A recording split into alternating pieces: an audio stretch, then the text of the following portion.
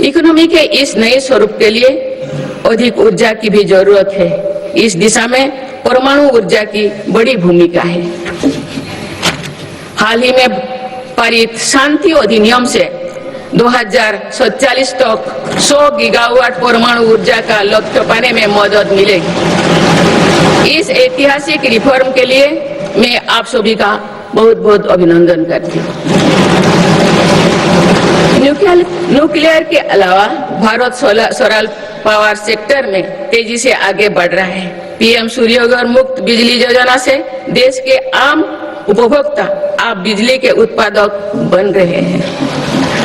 आप तो लगभग 20 लाख रूफटॉप सोलर सिस्टम लगाए जा चुके हैं। इससे लाखों परिवारों के घर में बिजली का उत्पादन बढ़ा है और इन परिवारों के बिजली बिल कम हुई है। इन सभी प्रयासों से भारत एक दशक के अंत तक 500 गीगावाट की रिन्यूएबल एनर्जी कैपेसिटी को लक्ष्य पर जरूर हासिल करेगा।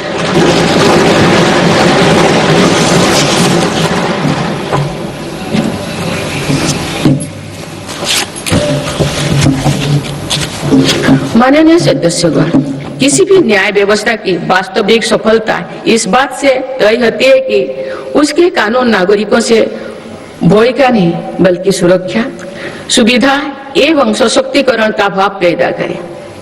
इस बात को ध्यान में रखते हुए भारतीय न्याय संहिता को तेजी से लागू किया गया है। साथ ही जन विश्वास कानून का एक और संस्करण भी देश में लाया गया है। अभी तक 300 से अधिक प्रावधानों को अपराधी की श्रेणी से बाहर किया जा चुका है। विकसित भारत के संकल्प की सिद्धि के लिए मेरी सरकार इस रिफॉर्म एक्सप्रेस की गति को निरंतर तेज करती है। माननीय सदस्यगण, आजादी के बाद भारत की प्रगति को कुछ शहरों और क्षेत्रों से ज्यादा गति मिली। भारत का एक बहुत बड़ा क्षेत्र और बहुत बड़ी आबादी ऐसे रही जिसे उचित अवसर नहीं मिल पाया। अब मेरी सरकार पिछले क्षेत्र और वंचित आबादी के सामर्थ्यों को विकसित भारत की ऊर्जा बना रहे हैं।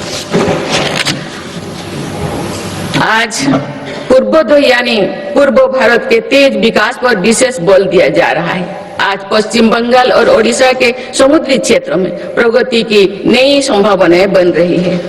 पूर्वोत्तर का क्षेत्र भी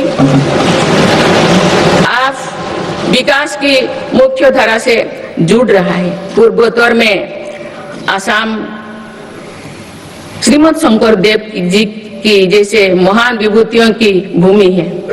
अब वो दिन भी दूर नहीं है, असम में बनी सेमीकंडक्टर चिप दुनिया भर के इलेक्ट्रिक उत्पादों की लाइफलाइन बनेगी। इस क्षेत्र में कनेक्टिविटी पर भी अभूतपूर्व बल दिया जा रहा है। माननीय सदस्यगण, बीते 11 वर्षों में पूर्वोत्तर में 7,200 किलोमीटर से ज्यादा राष्ट्रीय राजमार्ग बनाए गए हैं। इससे दूर दराज, पहाड़ी, जनजातीय और सीमावर्ती इलाकों तक पहुंचना आसान हुआ है। साथ ही प्रधानमंत्री ग्राम सड़क योजना के तहत लगभग 50,000 किलोमीटर ग्रामीण सड़कें बनी हैं।